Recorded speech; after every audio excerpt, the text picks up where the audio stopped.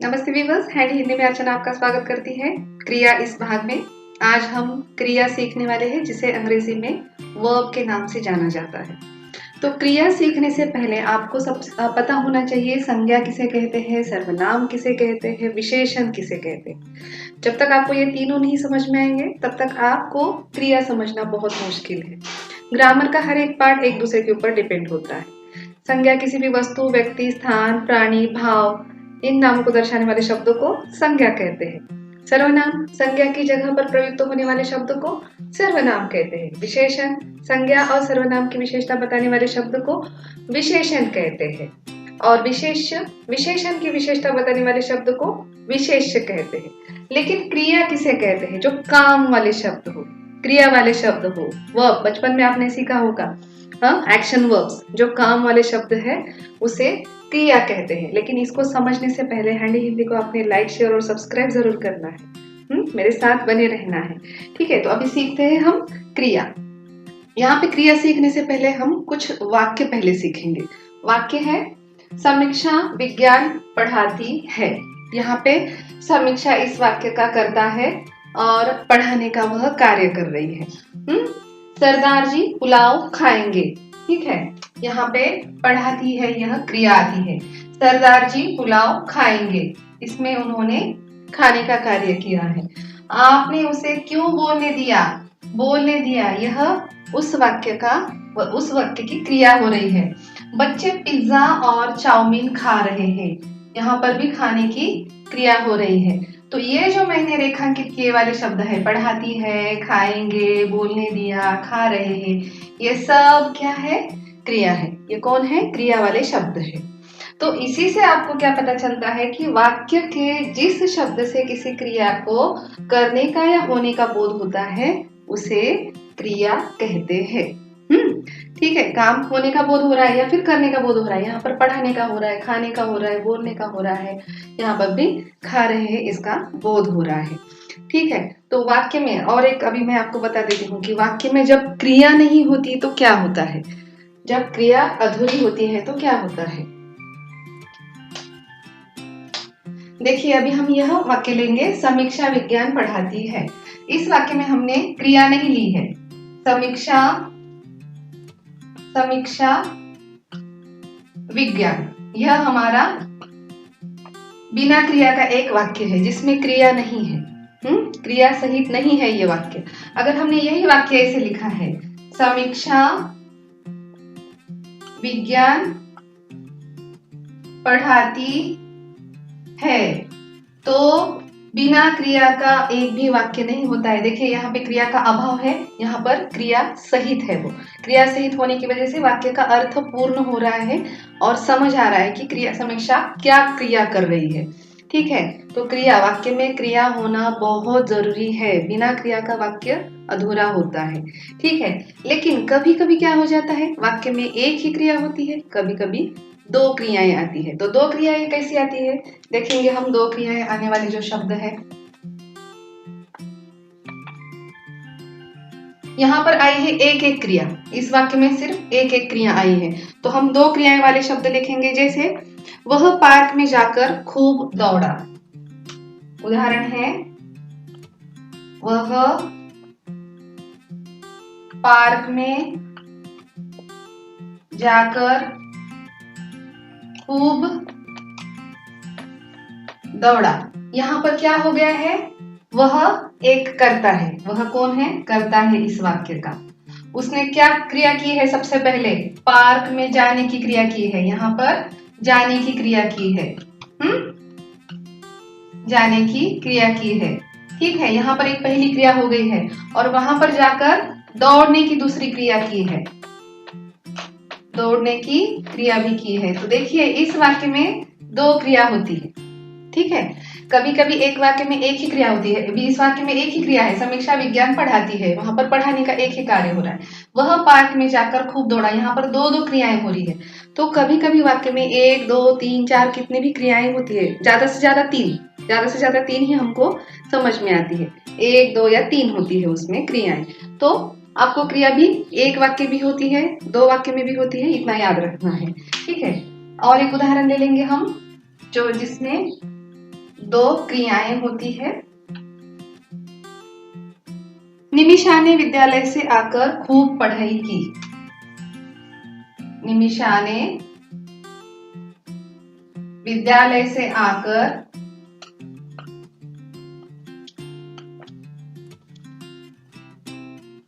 खूब पढ़ाई की। देखिए यहाँ पर निमिषा इस वाक्य का कर्ता है। उसने सबसे पहले कौन सा कार्य किया है? विद्यालय से आने का कार्य किया है, मतलब आने की क्रिया हो गई है यहाँ पर एक। और दूसरी क्रिया कौन सी हो गई है? पढ़ने की क्रिया। यहाँ पर दो क्रियाएं आई है। ठीक है, हो गया है कंफ्यूजन दूर। क्रिया एक या दो बार भी आ सकती है, इतना याद रखना है। ठीक है, ये क्लियर हो गया है। अभी इसके बाद आपको क्रिया में धातु पता होना बहुत जरूरी है। तो धातु होता क्या है? धातु किसे कहते हैं? जो क्रिया के मूल रूप को धातु कहते हैं। देखेंगे धातु किसे कहते हैं।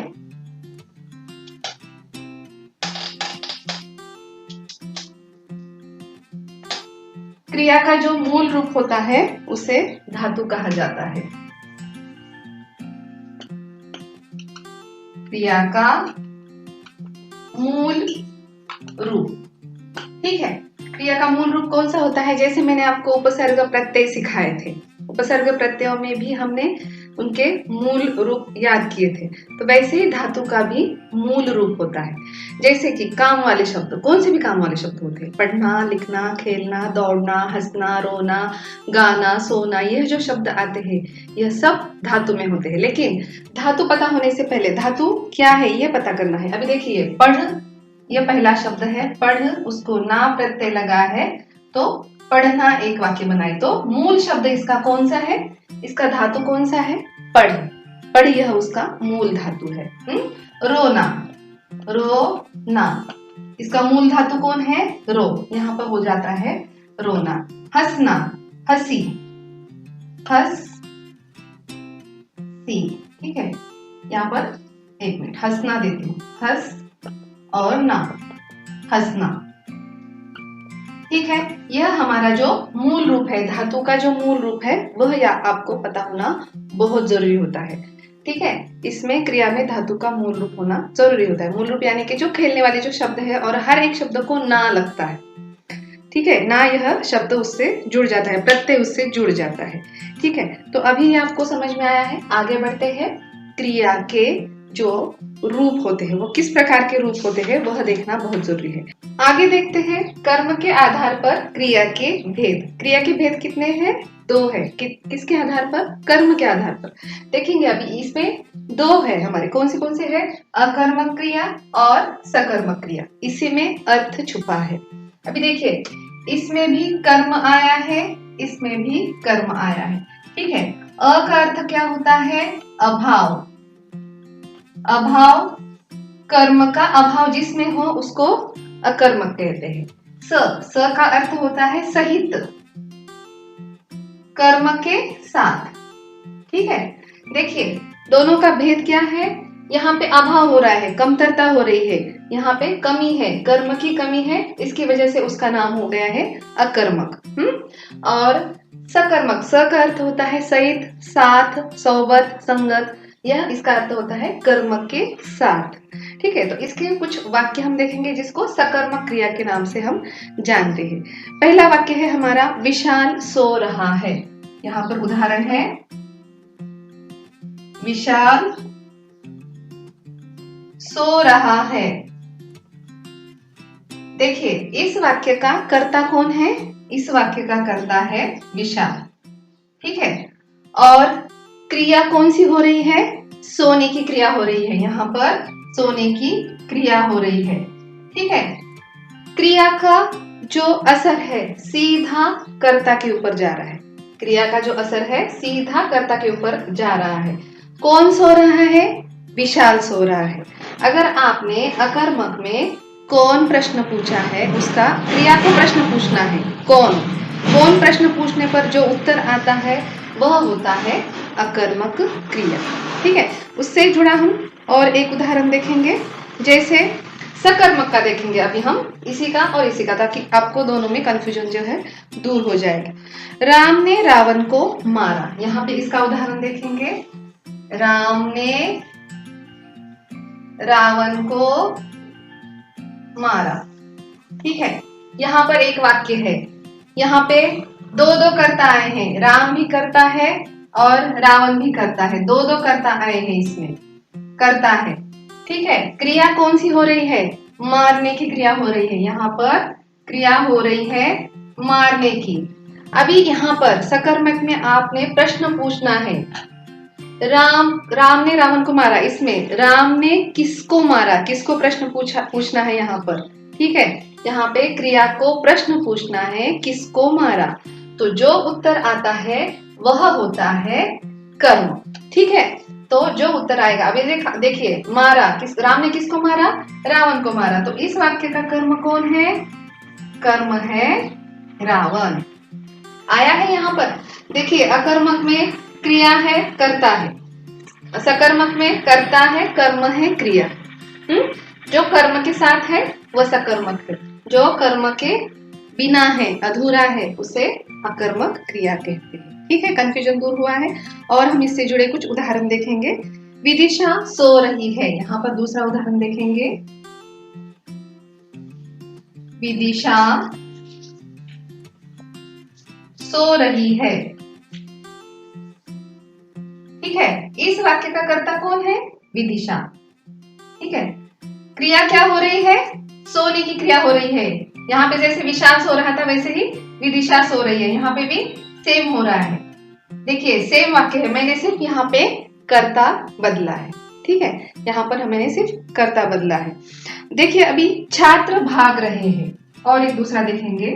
छात्र भाग रहे हैं, इस वाक्य में कर्ता कौन है? छात्र है, और क्रिया कौन सी हो रही है? भागने की क्रिया हो रही है, ठीक है। कर्म का अभाव है इस वाक्य में, कर्म हो रहा है। क्रिया का सीधा असर किसके ऊपर जा रहा है? कर्ता के ऊपर जा रहा है, सीधा असर कर्ता के ऊपर पड़ता है इसका, ठीक है। ऐसे ही हम इसका भी एक या दो वाक्य देखेंगे जो सकर्मक क्रिया से जुड़े रहते हैं। बच्चा जूस पीता है, यहाँ पे देखिए, बच्चा जूस पीता है। यहाँ पे अभी कर्ता ढूंढना है। सबसे पहले आपको क्रिया समझने के लिए कर्ता और क्रिया पता होना बहुत जरूरी होती है, ठीक है। तो बच्चा जो है इस वाक्य का कर्ता किसे कहते हैं? जो संज्ञा वाले जो शब्द होते हैं, संज्ञा वाले जो शब्द होते हैं वो कौन सी भी संज्ञा हो सकती है, जातिवाचक हो सकती है, भाववाचक हो सकती है, या तो फिर व्यक्तिवाचक हो सकती है। कौन सी भी संज्ञा वाले शब्द जो होते हैं, जो उसे हम कर्ता के नाम से जानते हैं। कर्ता है बच्चा, क्रिया क्या हो रही है? पीने की क्रिया हो रही है। क्या हो रही है? क्रिया हो रही है पीने की। अभी क्रिया को प्रश्न पूछना है हमने, इसका ट्रिक है। ट्रिक कौन सी है? बच्चा क्या पीता है, प्रश्न क्रिया को पूछना है क्या से। यहाँ पे भी हमने अकर्मक को भी वैसे ही पूछा था। क्रिया को क्या प्रश्न पूछने पर जो उत्तर आता है वही अकर्मक का होता है, और सेम सकर्मक का भी होता है। क्या प्रश्न पूछने पर जो उत्तर आता है वह होता है सकर्मक का। उदाहरण, बच्चा क्या पीता है? जूस पीता है। तो जूस आपका इस वाक्य का कर्म है, ठीक है। क्लियर हुआ है? कुछ कंफ्यूजन नहीं है, ठीक है। तो आगे बढ़ते हैं। जैसे और एक उदाहरण हम देखेंगे, पापा फल खाते हैं, इसका तीसरा उदाहरण देखेंगे हम। पापा फल खाते हैं। यहाँ पे अभी बताइए, पापा इस वाक्य का कर्ता कौन है? पापा जो है इस वाक्य का कर्ता है। क्रिया कौन सी हो रही है? खाने की क्रिया हो रही है यहाँ पर।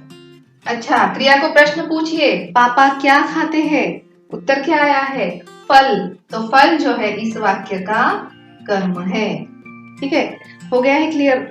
ये बहुत आसान तरीका है आपको समझने के लिए, मैंने आसान तरीके से आपको सिखाया है। सिर्फ आपने जो सकर्मक और अकर्मक को आपने क्या प्रश्न पूछना है, और सकर्मक को पूछना है किसे, क्या और किसको। ये तीन प्रश्न पूछ के आपको जो उत्तर आता है वह सकर्मक का होता है। ये इजी ट्रिक है याद रखने के लिए, ठीक है।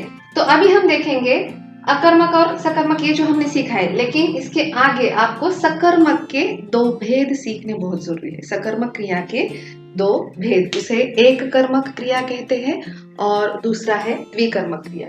ये जैसे आपने इसका दोनों का भेद समझ में आया है, उसी प्रकार सकर्मक का जो भेद होता है, उनके जो भेद होते हैं उसके भी हम सीखेंगे उदाहरण सहित।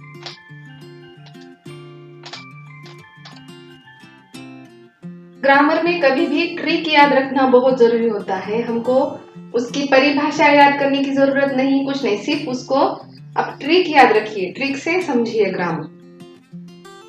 ग्रामर समझना जितना आसान है उतना ही मुश्किल है। अगर आप उसको ट्रिक से समझोगे तो आप लाइफ टाइम उसको नहीं भूलोगे, ये बहुत जरूरी होता है उसमें। ठीक है, तो देखिए अभी सकर्मक क्रिया के दो भेद। सकर्मक क्रिया के दो भेद।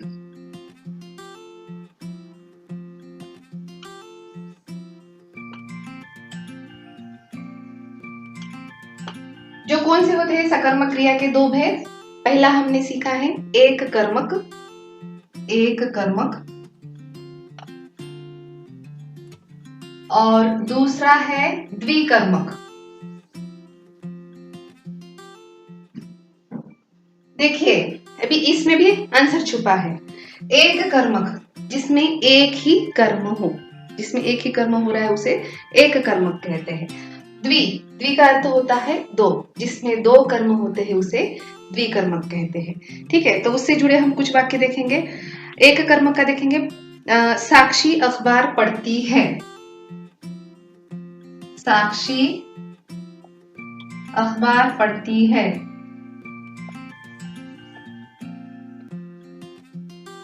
हाँ, इस वाक्य में ये कर्म के साथ है। साक्षी इस वाक्य का कर्ता है। ठीक है, क्रिया क्या हो रही है? पढ़ने की क्रिया हो रही है, अखबार पढ़ने की क्रिया हो रही है।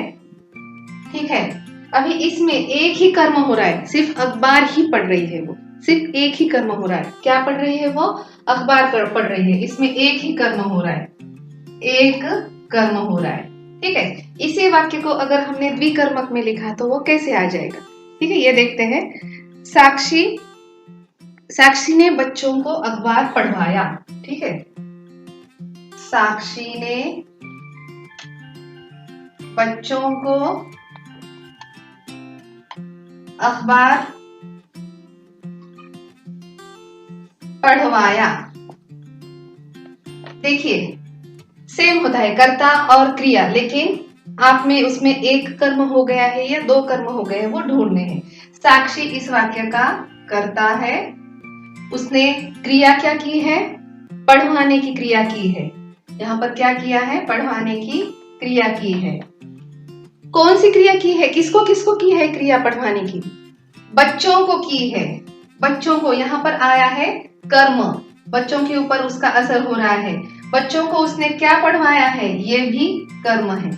दो कर्म आ रहे इसमें। देखिए साक्षी करता है, क्रिया हो गई है उसमें पढ़वाने की, उसने बच्चों को पढ़वाया है, लेकिन क्या पढ़वाया है? अखबार पढ़वाया है। तो इस वाक्य में दो कर्म आ जाते हैं, इसीलिए उसको द्विकर्मक के नाम से जाना जाता है। ठीक है, और एक उदाहरण हम देखेंगे इसका, एक कर्मक का। एक कर्मक का देखेंगे, जैसे कि राधा गीत गाती है। राधा गीत गाती है।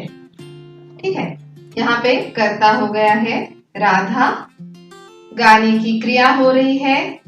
क्या गा रही हो है? वो गीत गा रही है। ये एक ही काम हो रहा है, यहाँ पर एक कर्म हो रहा है, सिर्फ एक ही काम हो रहा है। तो द्विकर्म में इस वाक्य को हम कैसे लिखेंगे? इसमें दो कर्म आने बहुत जरूरी होता है। कैसे लिखेंगे? राधा ने बच्चों को गीत गवाया। राधा ने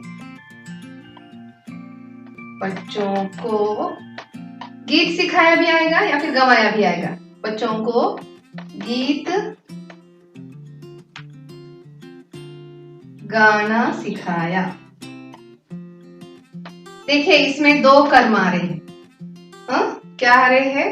दो कर्म। ये है कर्ता राधा कौन है? इस वाक्य का कर्ता है। उसने क्रिया क्या की है? सिखाने की क्रिया की है। किसको सिखाने की क्रिया की है? बच्चों को। क्या सिखा रहे हैं वो? गाना सिखा रहे हैं। यहाँ पर हो गए हैं कर्म 2।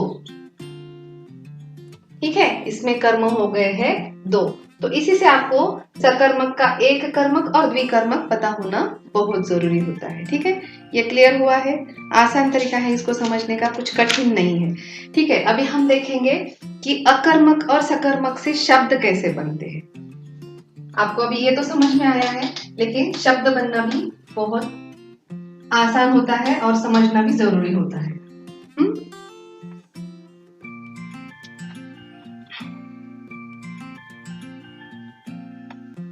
अकर्मक शब्दों से सकर्मक शब्द कैसे बनाए जाए? अकर्मक शब्द जिसको आप सकर्मक में बनाओगे। देखिए, अभी अकर्मक जो कर्म के बिना है, जैसे मुड़ना। मुड़ना हमारा एक शब्द है।